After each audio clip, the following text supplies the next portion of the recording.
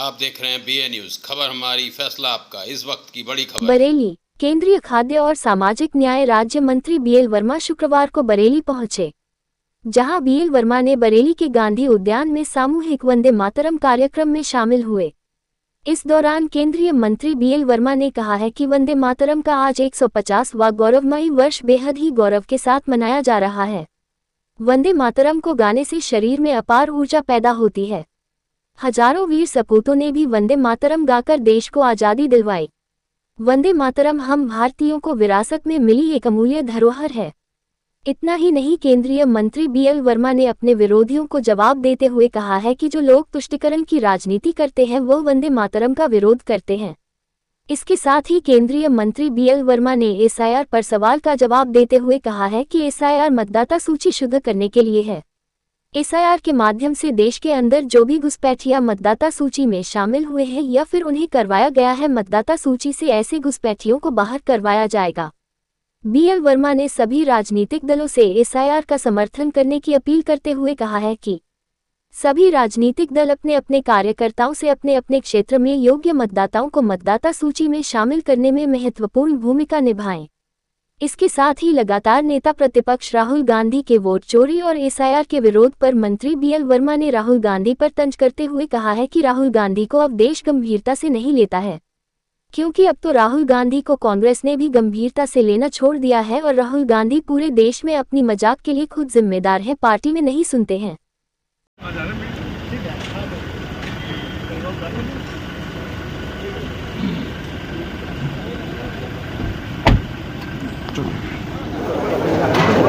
Sir 150 साल वंदे मातरम गौरवमयी पूरे हुए हैं, क्या कुछ अब आगे प्लान है, इसके लिए क्या है? मैं आज वंदे मातरम को लिखने वालों के लिए, वंदे मातरम को गाने वालों के लिए हृदय से नमन करता हूं और मैं कह सकता हूं कि वंदे मातरम को 150 वर्ष पूर्ण हुए हैं।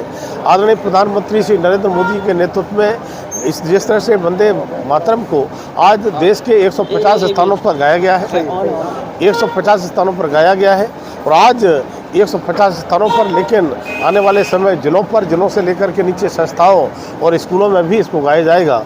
लेकिन कुछ ऐसे हमारे इंडी गठबंधन के लोग, जो विपक्षी दलों के लोग हैं, वंदे मातरम पर उंगली उठाने का काम करते हैं। तो जितना वंदे मातरम पे मदरसों में भी बैन लगाने की बात सामने आई है, तमाम लोग हैं मुस्लिम समुदाय के बिल्कुल उसको दरकिनार कर देते कि वंदे मातरम नहीं गाएंगे, इसके लिए भी क्या कुछ खास किया जाएगा? देखिए, जिसको इस देश से प्रेम है, राष्ट्र प्रेम है, राष्ट्रभक्ति है, मुझे लगता है कि वो वंदे मातरम से विरोध नहीं कर सकता। और हम सब जानते हैं इस देश को आज़ाद कराने के लिए न जाने कितने क्रांतिकारी, कितने हमारे क्रांतिवीर शहीद हो गए और वंदे मातरम गाते गाते फांसी के फंदे पर झूल गए, इस देश के लिए कुर्बान हो गए। तब मैं कहूँगा कि वंदे मातरम में एक वो शब्द है, वो गीत है, जो वंदे मातरम लेते ही हमारे अंदर ऊर्जा का संचार होता है, देशभक्ति का संचार होता है। तब मैं कहूँगा कि वंदे भारत वो लोग विरोध करते हैं जो तुष्टीकरण की राजनीति करते हैं। ये कोई तुष्टीकरण की राजनीति का विषय नहीं है। ये वंदे भारत, हम सब पूरे देशवासियों का वंदे मातरम, ये हम सब गौरव का विषय है। और मैं कह सकता हूँ कि वंदे मातरम के माध्यम से इस देश को एक नई ऊर्जा के साथ हम कैसे एकता के सोच में उसको बांधें।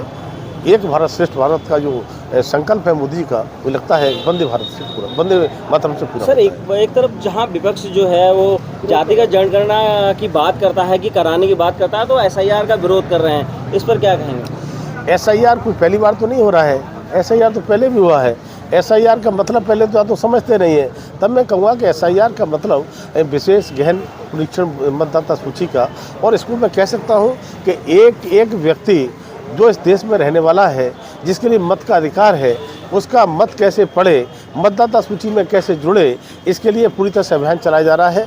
और इस प्रकार के लोग जो डबल वोट बनाए बैठे हैं, उनका एक ही जगह पर वोट रहे, वो जिस प्रकार के घुसपैठियों ने वोट बना दिया है, तुष्टीकरण की राजनीति करने वालों ने, उनका वोट कैसे कटे, उनको चिंता इस बात की रहती है कि हमारे वोटर हैं, तुष्टीकरण के नाते हम राजनीति करते रहे। तब मैं कहूँगा कि कहीं कोई विरोध नहीं हो रहा है, विरोध हमारे कुछ लोग कर रहे हैं या पश्चिम बंगाल की सरकार कर रही है। पश्चिम बंगाल की सरकार की क्या कर रही है। तब इसलिए उन्हें पता है कि हमारे यहाँ रोहिंग्या और बहुत सारे इस तरह के घुसपैठिए या वोट बनाए बैठे हैं जो उनके वोटर ग्रुप में काम करते हैं। तो इस तरह का किसी को मत देने का अधिकार नहीं है जो इस देश का रहने वाला नहीं है, इस देश का व्यक्ति है जिसको मत देने का अधिकार है। इस वोटर लिस्ट में एक एक मतदाता का नाम अगर त्रुटि है उसकी त्रुटि भी ठीक होगी, पता गलत हो पता भी ठीक होगा, नाम अगर नहीं जुड़ा है जिसने 18 वर्ष पूरे कर लिए हैं उसका नाम भी जुड़ेगा। तो इसलिए SIR से सभी दलों से मेरी अपील है कि अपने BLA बनाएं और BLA बना करके फार्म भरवाएं और कोई मतदाता इस सूची से छूटे नहीं,